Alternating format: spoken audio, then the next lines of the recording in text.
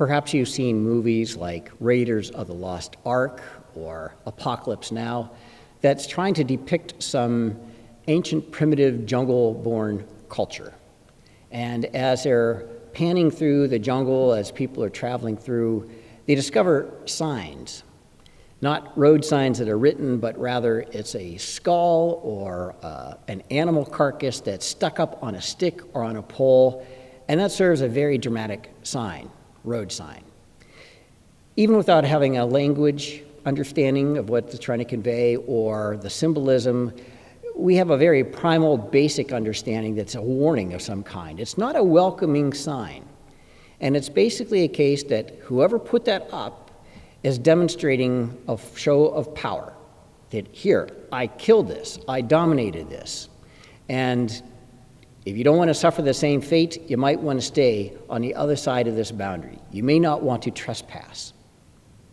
So here we have two images of signs being posted. In the Old Testament, Moses is instructed to make a bronze serpent and put it on a pole, and whoever sees that serpent is healed of their snake bites.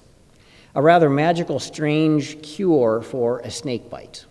But this is a symbolism, demonstrating that God has power over the evil, the serpent.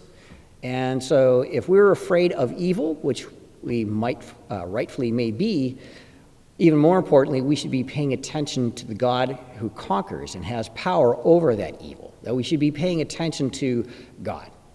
Now, it isn't necessarily a threat or a warning from God, but it is an indication that we should be not so afraid of evil that we are doing the wrong thing. Instead, pay attention to the fact that good is capable of conquering evil.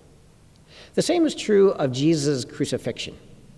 The Romans certainly wanted to crucify people publicly, criminals, troublemakers, as a sign of absolute force. And they don't simply kill individuals, they torture them, so that you really got the message you don't want to mess around with these folks. So Jesus is the incarnation, God, that allows himself to go through that passion and torture and eventual death for the sake of doing something else.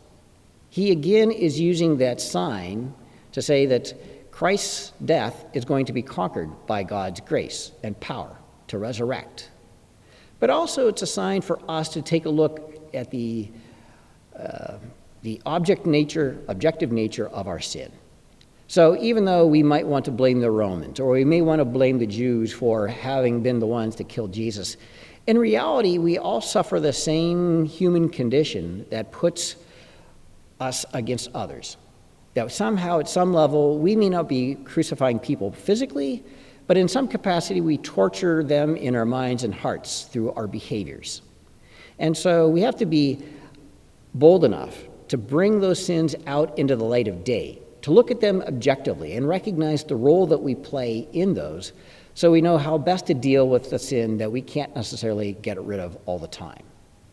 God is capable of conquering evil. But in most cases, what his hope is that he brings our awareness, our consciousness into the role that we play in propagating evil, and therefore are able to mitigate that, to help stop it as much as possible, not only within our individual hearts, but within our community.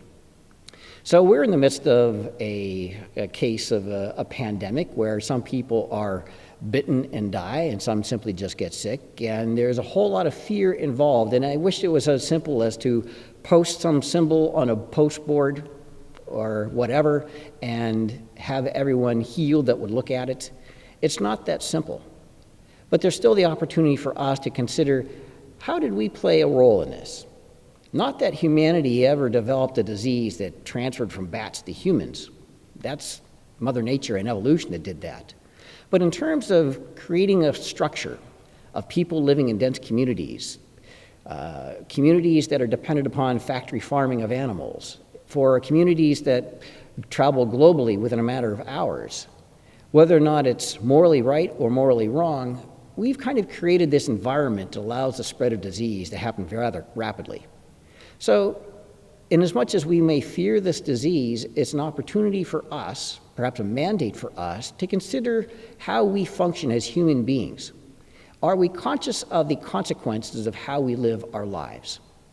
Ultimately, when we go to confession, we are supposed to be reviewing our lives in an objective way. Not to be afraid of sin, but to own it and to learn how to deal with it more appropriately. We cannot do it on our own. We require the grace of God. And so we pray continuously that God will open our minds and hearts to see the things we've done wrong, give us guidance on how to fix it, and for the things that we can't change, leave it in His power to do so.